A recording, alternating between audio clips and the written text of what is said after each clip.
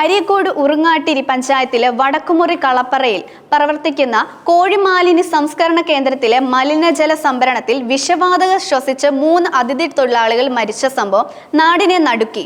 ആസാം സ്വദേശികളായ ഹിതേഷ് സരണിയ, സമദ് അലി, ബീഹാർ സ്വദേശിനിയും കമ്പനിയിലെ മെക്കാനിക്കുമായ വികാസ് കുമാർ എന്നിവരാണ് ദാരുണമായി മരണപ്പെട്ടത്. ബുധനാഴ്ച രാവിലെ 10:30യോടെയാണ് ഇവരെ മരിച്ച നിലയിൽ കണ്ടെത്തിയത്.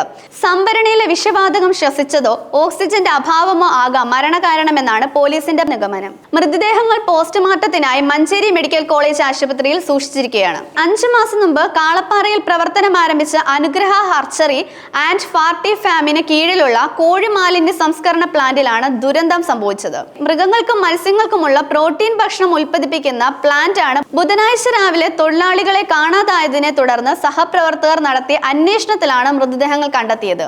ഇവരുടെ മൊബൈൽ ഫോണുകൾ സ്വിച്ച് ഓഫ് ആയിരുന്നു. പ്ലാന്റിനകത്തും പുറത്തും നടത്തിയ തിരച്ചിലിനൊടുവിൽ മലിനജല ടാങ്കിലാണ് മൂവരെയും കണ്ടെത്തിയത്. മറ്റൊരു തൊഴിലാളിയായ ബുൾബുൾ സരണിയെ പ്ലാസ്റ്റിക് സംഭരണിയുടെ ഒരു ഭാഗം കട്ടർ ഉപയോഗിച്ച് മുറിച്ചു മാറ്റിയാണ് മൃതദേഹങ്ങൾ പുറത്തെടുത്തത്.